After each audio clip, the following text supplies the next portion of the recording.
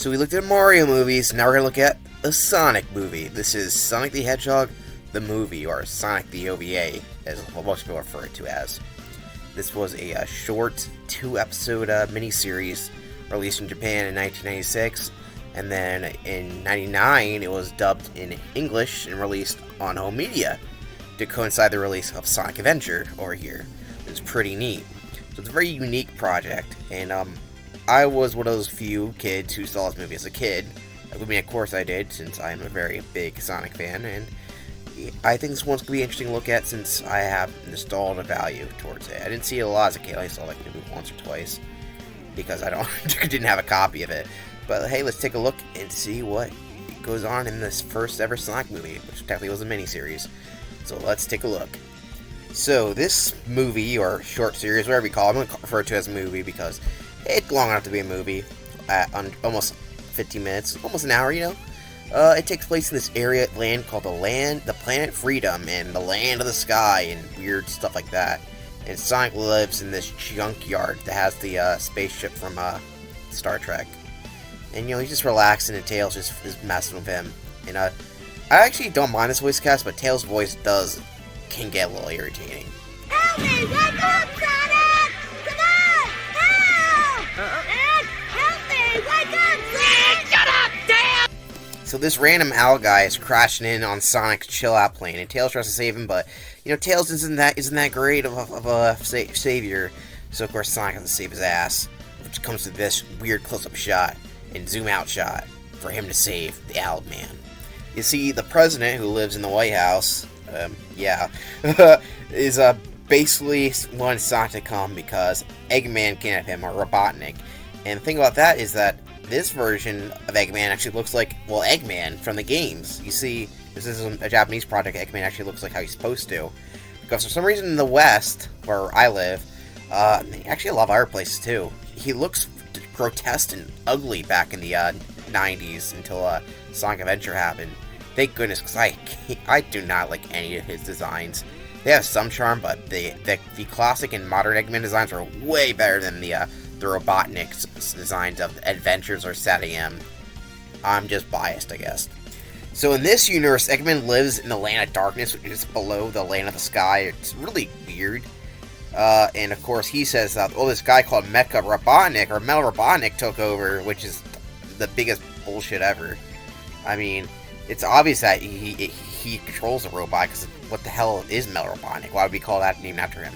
Of course, they fall for it, but they don't have a choice because they're going to kill the president. But Sonic doesn't care, actually. Sonic's actually very in character.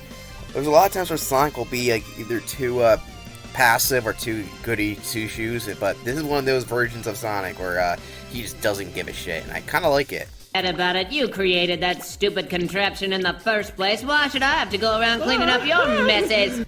So Sonic only goes down there because the mayor's, the president's daughter, whose name is Sarah, is like, I'll give you some head, and Sonic's like, okay, let's go! The president, why do I keep saying the mayor? The president's daughter is probably the worst character, and she's such a weird character. She's like a half-human, half-cat thing, which makes no sense, and she's very annoying. I'll get to her more later on, but hey, Tails got a neat wristwatch. Alright. Before we actually see any action, we have to see Eggman and Sarah play video games. There's always video games in these movies. I don't know what console they're playing with. Those controllers are like Sega Genesis. And she's very annoying, if you couldn't tell. Actually, I haven't played the clip yet, but here's a clip of her being annoying. No, you beat me again! I can't win this stupid game! So after running for a while, Sonic and Tails finally find Metal Robotnik, who totally is an Eggman, plotting something against Sonic. Since he's too hard to beat, Sonic gives him the middle finger instead and decides to run away. So Metal Robotnik decides that he's going to try to knock them into the water because he says they both can't swim, which is a fallacy because Tails can actually swim, as we see in Sonic 3. Sonic's the one that can't swim, so they pretend to drown even though they actually are alive, and that tricks him because he's stupid, I guess. You're also introduced to Knuckles wearing this fancy cowboy hat, which is the only thing that retains from this movie, or OVA, that the weird cat girls that come back, but Knuckles' cowboy hat has appeared in the comics, and even as in the mobile games, where it's alternate skin. I don't know why, but we really like that cowboy hat. So once Knuckles joins the fight, they pretty much destroy this guy. He's kind of a cakewalk. I mean, he really wasn't that tough. He kind of sucked ass, actually. Knuckles can fly. You thought he was gliding? No, he's flying. And it turns out that Robotnik, or Eggman as I like to call him, was controlling the robot the whole time, including the president's daughter, who is a bitch, because she cries about how it wasn't really her fault. She actually was kind of controlling it too. I cannot stand that character in her weird ass design. So Sonic is scanned by this machine that he was tricked into going after fighting the metal Robotnik. And I don't know why the metal Robotnik had anything to do with this machine, because he could have just said go down this area. But instead, he's like, I'm gonna go down here, because that's the whole reason Eggman wants Sonic to come down, is to get scanned for this thing. And why do you need to scan Sonic's idea? Why, of course, to transfer it into his new creation, Metal Sonic, who we don't see a lot in the animated shows for some reason, so it's really awesome to see him here. And it's probably one of the most well-known appearances of the character of the Sonic Heroes or Sonic CD. This is an awesome character, so I'm glad I get to see more of him, especially fighting against Sonic. So, Sarah and Eggman get caught doing some freaky shit, and this shocks Sonic and Tails. It doesn't really affect Knuckles at all, but it shocks them. So, Metal Sonic defeats, Sonic, to the delight of Eggman. He gets really excited about it, in fact. Sonic will never again be a pain in my egg! So, after supposedly killing Sonic, Metal Sonic, of course, goes back to his house to, I guess, kill the owl who's watching over them. But does he? Well, guess what happens next. So when Knuckles and Tails come to investigate, they found out that Metal Sonic dressed up the owl guy in Sonic's clothes for some reason. This is what Sonic wears, apparently. Even though Sonic only wears red shoes and white gloves, he apparently wears very hot pink clothes. I don't get it. So Eggman's next plan, or Robotnik's next plan, is to marry the girl, because apparently she's hot. I guess everyone else thinks she's hot too. And she daydreams about having kids with him. And yeah, I would like that fantasy too if I were her.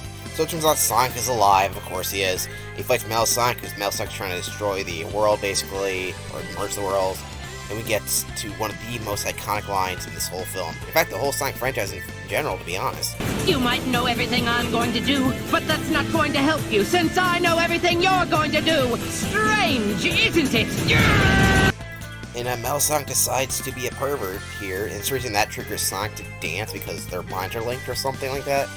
I don't really know how that would work, but apparently that's how that happens.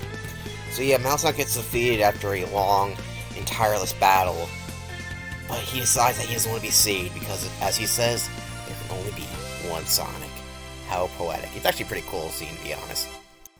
So the day is saved, but Eggman's like threatening them like this disc can make another Metal Sonic, but of course his bad that he shot out a couple minutes earlier in the movie actually catches up with him and explodes him.